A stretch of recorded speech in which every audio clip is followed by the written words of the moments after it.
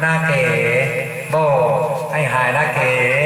ขอเพิ่งเข้าเพลงขอเพลงเขาหนึ่งเชียวเอ้ยเอามาด่าจะพูดกันโอ้ยขาดกินว่างเลยโอ้ยมาทางนี้เลยได้เข้าอาซื้อเนี่ยทานหน้าเก๋หมอหลวงผู้สร้างเฝ้าหมอเฝ้าผู้สร้างซื้อโอ้ยหมอเท่าผู้สร้างจ่าได้กินมะขามหวานบลืมดอกบอกอีพีแล้วละพีกันนะเอ้าอีหลามันไปคืนได้มะขามหวานว่ะ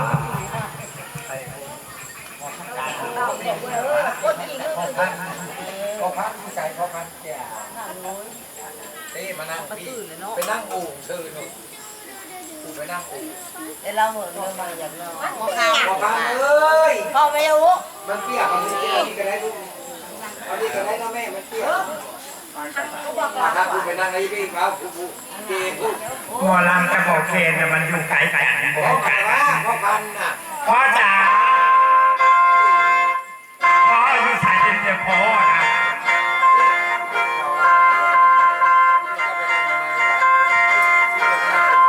ขออภัยได้ไม่จริงทองไว้ลูกสาวลูกม้ามาเว้าให้นั่งเลย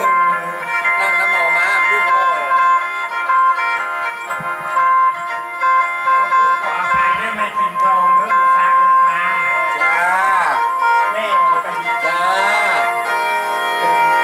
แล้วก็ทานกุ้งเด้อต่อไปท่านอย่างนี้ย้ำยุคุงถึงกูบอกจ่าย้ำยุคุงถึงกูบ่ากูตั้งเตงสาธุโอ้ยกูโก้กูจะมึงตากูบ่าเมืองออกจับหอยนางเก่าจับเก่านางเล็กมื้อนี้แล้วเป็นมื้อสามนั่นนี่เป็นยักษ์เมนโคกาโน้นแล้วก็จุดเทียนไก่เลี้ยงไผ่ให้เห็นจุดเทียนไก่มาไก่สว มัน น อยู่สาย เฮ้ มันอยู่เสียเชีย ทั้งผู้ดีเอ้ยเจเรนนี่เป็นผู้ราศีทางออกเจเรนนี่ผู้ลาออกทางไปให้ปะทุกโมงทางละไปให้หุงอันนี้โคกกาเอ้ยพัดมือบ่ได้กาพัดกายบ่ได้สุดตั้งแต่เดือนห้าตังสังขารพาปีใหม่เดือนหกโกยอีนังน้อยผู้ลาลงโอ้ยยกเอาหีบไปให้หมอยกเอาพงไปให้เศร้าเศร้าสิห้าบ่ได้เก่า22พกมือบ่ได้มา25นับน้อยจังอยู่ดี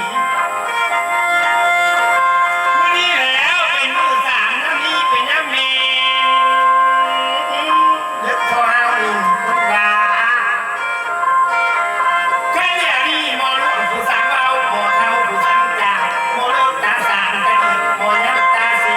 ลูกเย็บเฮ็ดยาลูกเย็บผ้าเฮ็ดยาโอ้ยลุงสิงกิ๊บลงปล่อยควายละได้พวกกาเลยลุงสิงไฟลงปล่อยสาลุงสิงต้นฟ้าปล่อยหมาจากตัวดีเจ้เอ๋ยเฮ็ดให้แล้วศพได้หมูได้ลูกมึงได้มาหนาลาสีให้เจ้าแม่นี่เด็กมาทางหน้าเก๋บ่ได้ปากจะไว้กลางให้เก็บมุกาแม่นี่แล้วบ่ได้ปากจะไว้กลางนะเก็บมุกไก่มาหนังเสื้อละลายสายมันอ่อนกระตุ้นเก่งมันเก่งเสื้อกับน้ำผ้ากันบ่ได้ยาฮันนี่เสื้อกะยาผ้ากันบ่ได้เศร้าเสื้อกะเก่าลูกบ้านกันสบาย มันเป็นเรียมักน้ำลาย เฮ็ดจังสี่บาทจังแล้วคนจังหนึ่งทะเลคุณผู้ดอกจานลายผู้ดอกไปบ้านคุณเจ้าอยู่สบายข้าไปทางใต้ให้คนซอยเรือลงเอ้ยไปทางเหนือคนซอยทางโซ่ให้กระไรมือพูดให้เงินหาล่าสุดเจ้าหูอันนี้แล้วเพลงมาขอน้ำให้จะมาน้ำจากเพลงมาขอพักมือจะว่าไปโยเพลงมาขอโท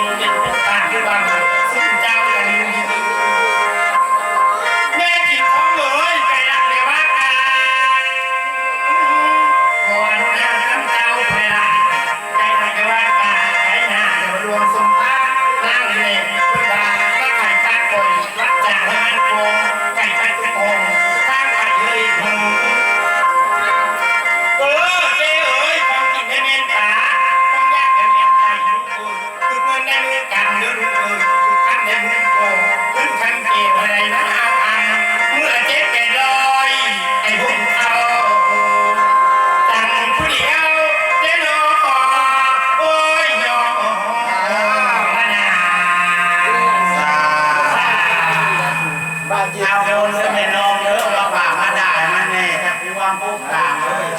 แม่น้องเด็ก เป็นคำแดงแค่คำมุนตา เอาเอื้อย ขอบคุณค่ะ อันกระดังคูณใส่สิ อาทิตย์กิน